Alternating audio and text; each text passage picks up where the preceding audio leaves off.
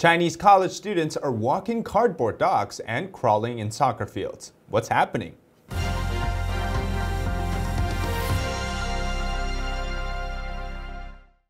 Welcome to State of Politics. I'm Zhang. Before we start today's video, make sure to like and subscribe to our channel, but also make sure to comment below what you would like to see covered next. And also as well as turn on your notification bell so you never miss our new releases. Now, no one knows why, for sure, that students in China are crawling in a circle in soccer fields, and no one knows why they're also walking cardboard docks.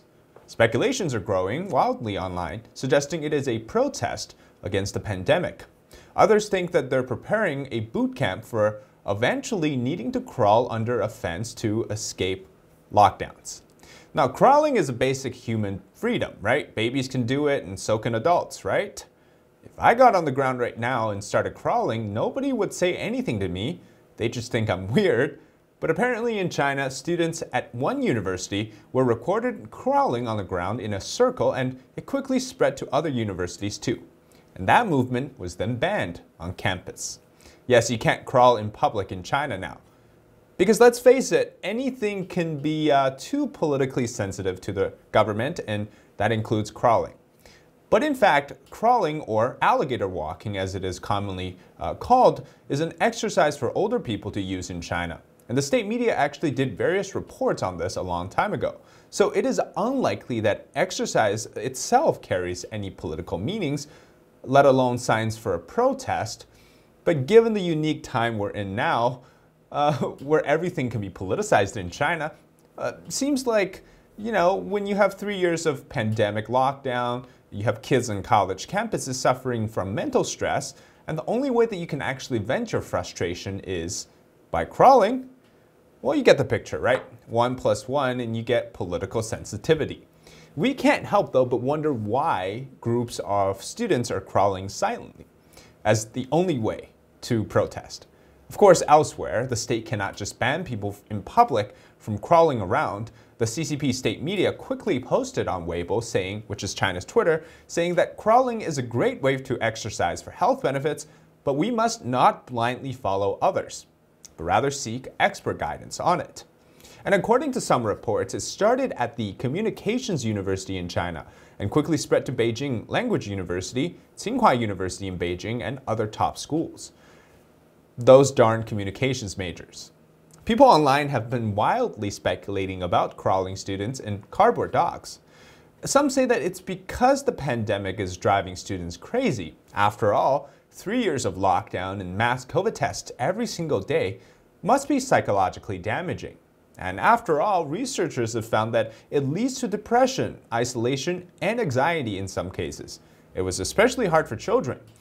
Or perhaps it's an entire campus having a mental breakdown. Who knows? Or maybe it's what everyone seems to think.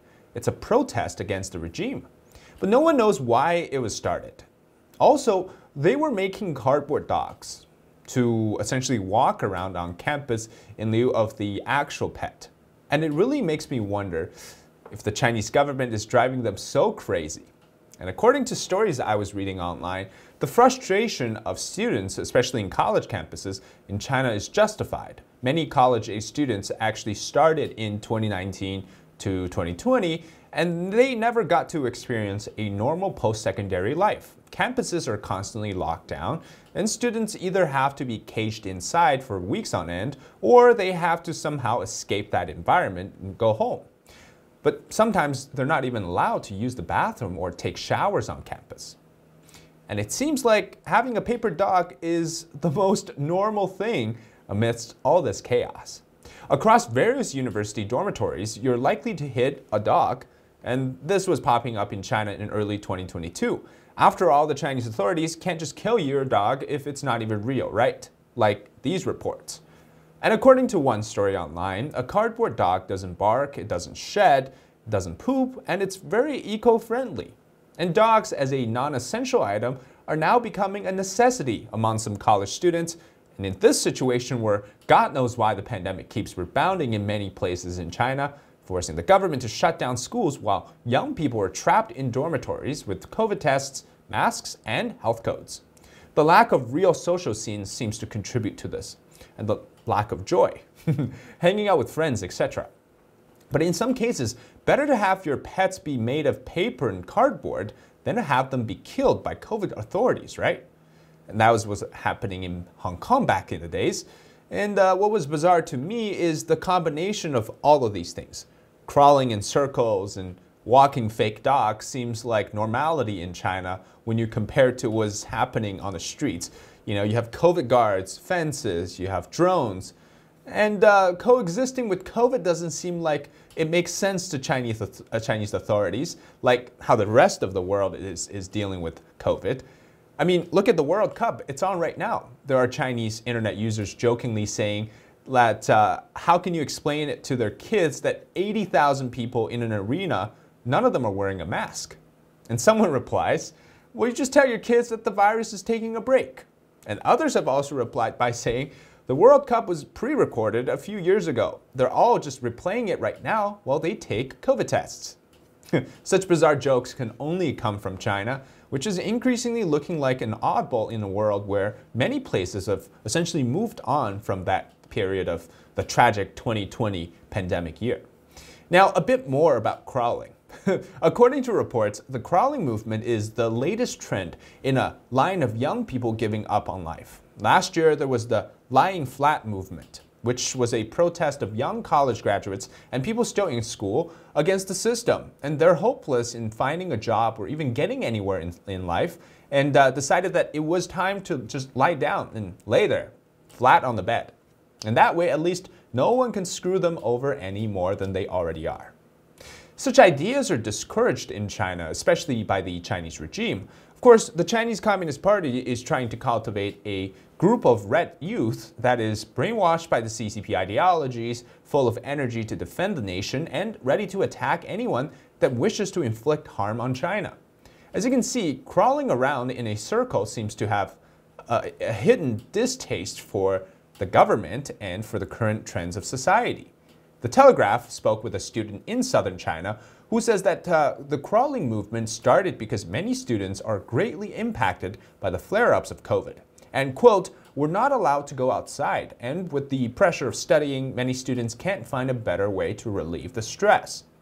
According to Lin Shiho, who is another student at Chongqing University, described it as a, quote, collective ritual for young people to release the feelings of being repressed. It is, quote, using meaninglessness to resist meaninglessness, he says. So that really was bizarre to me, but what's even worse is in a video of what we're seeing is hundreds of sheep walking around in a circle for 12 days straight in Mongolia last week. And so even though they weren't really protesting the COVID lockdowns for animals, what they were suffering from was a disease called listeriosis, and it wasn't actually lockdown fatigue. But, you know, the idea is that bad omens come in various shapes and forms, right? Nobody's ever said that, actually, but that's not the point. The point I'm trying to make is that weird things are happening in China, and they seem to coincide with one point. People are dissatisfied, and they're actually really, really scared. Now, as the 3 years of lockdowns continue in China, Xi Jinping, the Chinese leader, on November 10th held a study session to discuss COVID measures. And that was just before he left China to go attend G20 in Bali. Then the next day, the State Council, which runs the government, unveiled 20 new guidelines on how to ease pandemic fighting, calling it normalizing the pandemic measures.